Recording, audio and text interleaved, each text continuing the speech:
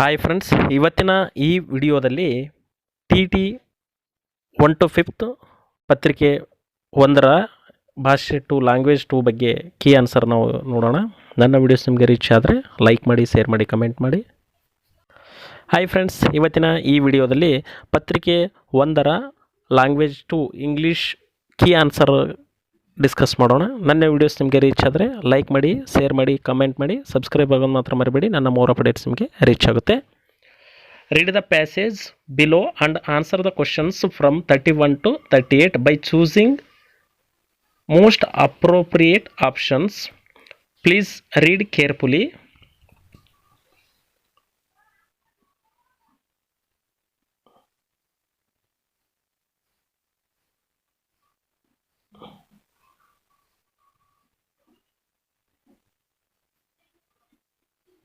The question number 31, Sindbad's friends went to gather. Options 1 is correct, fruits and flowers. Question number 32, as soon as Sindbad woke up, he observed that. ಸರಿಯಾದ ಉತ್ತರ options 3. The question number 33 discuss ಮಾಡೋಣ. When the Sindbad saw something white in the distance, he decided to, options 4 correct, find out what it was. Question number 34, Sindbad had heard about the great and wonderful bird rock from, ಇದಕ್ಕೆ ಸರಿಯಾದ options 1 sailors. Question number 35 ನೋಡೋಣ. One word for a piece of land that is surrounded by water is Iceland. So options 3 is correct. 36, Sindbad saw a huge white ball. The underline the word is a or an. Use ಏನು ಹೇಳ್ತೈತಪ್ಪ ಅಂದ್ರೆ the adjective. Question number 37 ನೋಡೋಣ. I bought a substantial stock of goods to trade. In the above sentence to infinitive is, ಇದಕ್ಕೆ ಸರಿಯಾದ ಉತ್ತರ options 2 to trade. Question number 38 ನೋಡೋಣ. The correct prefix to be had the word placed. The options 3 is correct, misplaced. Miss is the correct.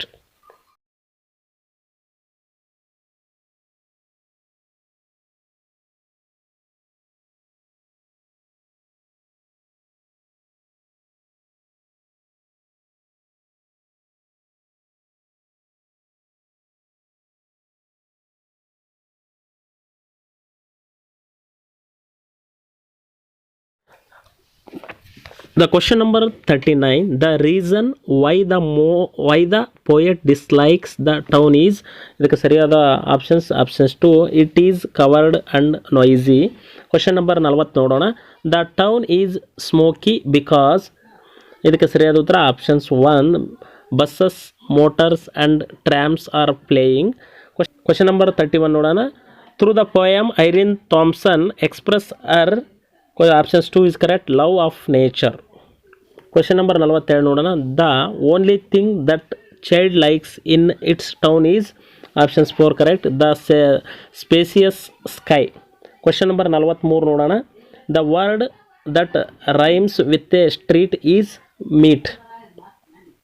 Question number 44, the poet bought a pair of dash socks which fit are dash perfectly. The correct words to be filled in the blanks are ಯಾವುದಂದರೆ blue and fit. Option 3 is correct. The question number 45 ನೋಡೋಣ. I wish there were meadows and lambs. The underline the word ಏನು ಹೇಳ್ತಪ್ಪ ಅಂದರೆ it is a noun.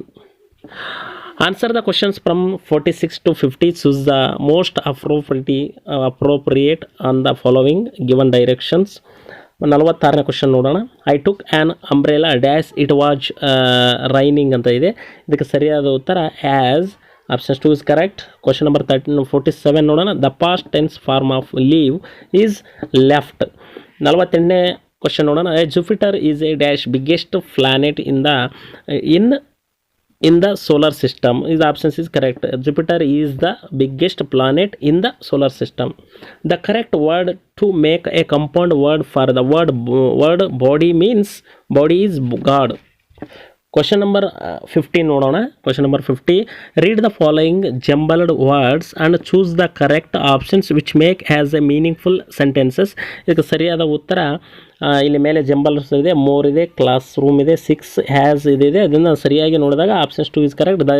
This class room has 6 Windows than more ಅಂತ ಇದೆ. ಸರಿಯಾದ ಉತ್ತರ options 2. Question number 51 ನೋಡೋಣ. The written language is only an attempt to represent the students. Options 1 is correct. 57ನೇ questions ನಾವು ಡಿಸ್ಕಸ್ ಮಾಡೋಣ. Dialogues are commonly used in the developing speaking skill among the students. Dialogue is options 4 is correct. Conversation between 2 persons. Question number 53 ನೋಡೋಣ. There are FAS and SAS means formative assessment and summative assessment. ಇದರ meaning ensure the level of language learning. This in this context the full form of SA ಅಂದರೆ summative assessment. FAS ಅಂದರೆ formative assessment. Question number 54 ನಾವು discuss ಮಾಡೋಣ. that students usually enjoying the tongue twisters. The tongue twisters provide a joyful practice in the speaking. Choose the tongue twisters from the following. ಇದಕ್ಕೆ ಸರಿಯಾದ ಉತ್ತರ options 2. where there are the seashells on the seashore. Options 2 is correct. Next 55ನೇ questions ನೋಡೋಣ. We read the different texts in day to day life. The main objective of reading any text is options 2 is correct, to get information. Question number 56 ನೋಡೋಣ. Role play in on English drama gives. Options 3 is correct. both listening and speaking experience. Question number 57 ನೋಡೋಣ. The text type used more in the most of the school textbook is options 2 is correct, dialogue. Question number 58 ನಾವು ನೋಡೋಣ. A teacher wants to orient students on reference skill. Which of the following is helpful in the finding the parts of speech in the word? Is correct answer is dictionary. Question number 59 ನೋಡೋಣ. Close your eyes, listen to different sounds. Later list all the sounds you heard. This activity involves the listening and writing. Option 3 is correct. Question number 60. A teacher uses a video clip in the class. She asks them to watch it and describe a thing of their choice. The teaching learning material used here is teacher. Thank you guys. Thanks.